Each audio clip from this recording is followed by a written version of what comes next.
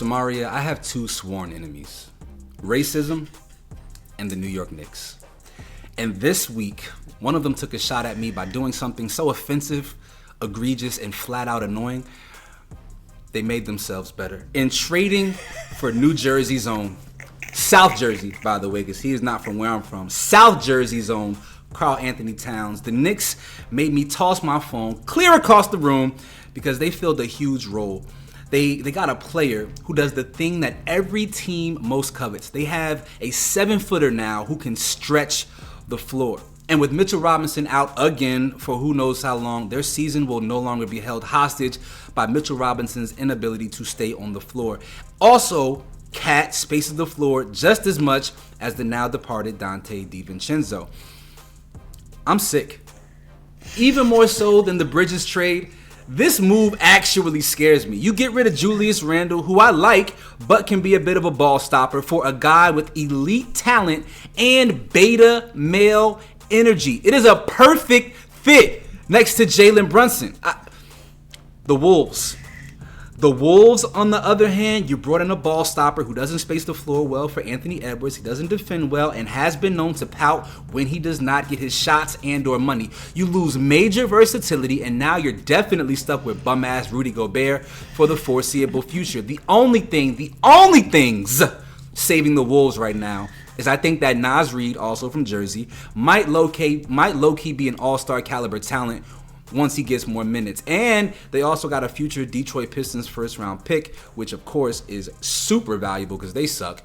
And after trading all of these picks for Rudy Gobert that they did, that first-round pick probably means more to them than anything because they now have some first-round picks going forward because they had none for like the next 5 years. Samaria, if the enemy of my enemy is my friend, then the friend of my enemy is a... So yeah, man, the fumble of the week is going to the Minnesota Timberwolves for being a and making my enemies, the New York Knicks, stronger. Samaria, who do you feel won this trade? Oh, of course it's the Knicks.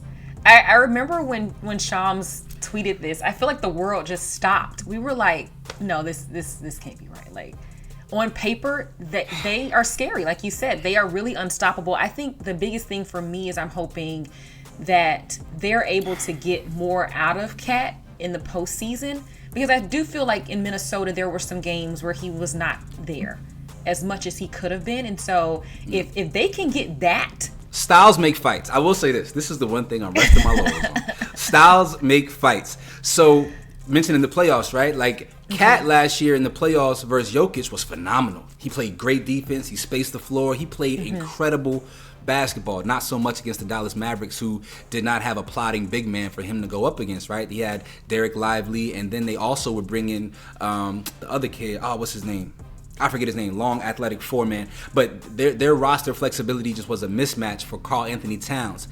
Okay. In the Eastern Conference, you got to worry about Joel Embiid. And Joel Embiid, if I know nothing else, I know that he loves to kick Karl-Anthony Towns' ass. And I know he is licking his chops at the opportunity to play the New York Knicks at full health, of course, because health with Joel Embiid is always the true litmus test of how well the Sixers season is going to go. At full health, Joel Embiid taking on Karl-Anthony Towns in the playoffs, he is licking his chops.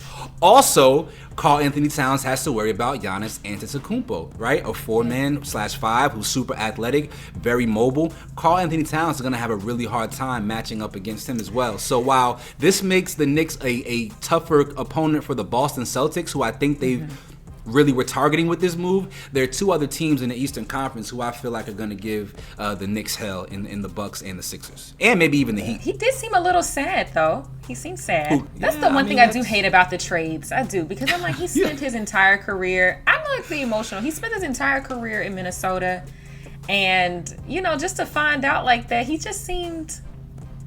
If you think I'm about to be sad for somebody moving from Minnesota to New York, you got another thing coming. You hear what I'm saying? But I think it's the kidding team. Me. Like, these are his brothers that he's been with, Great, man. You win a championship in New York, man, your life changes forever. And he's from right there in Jersey. South Jersey, though. Got to keep drawing that distinction. South Jersey. down the way. Yeah, I think this is a good opportunity for him to rebrand himself, and maybe he is who he is. His personality is his personality, right? You're not going to change that. But I think a lot of people in the league think that he is not a championship level player, and I think for the first time he's going to have the best opportunity he's ever had to win one, because I think Anthony Edwards is still about a year or two away from being his full self, and so with Jalen Brunson, you get a ready-made guy, and that entire roster, the wing depth that they have in New York it's a great situation for Karl. Great situation. Well, you all let us know down in the comments, who do you think won this trade, the Timberwolves or the Knicks? Damn it, Minnesota!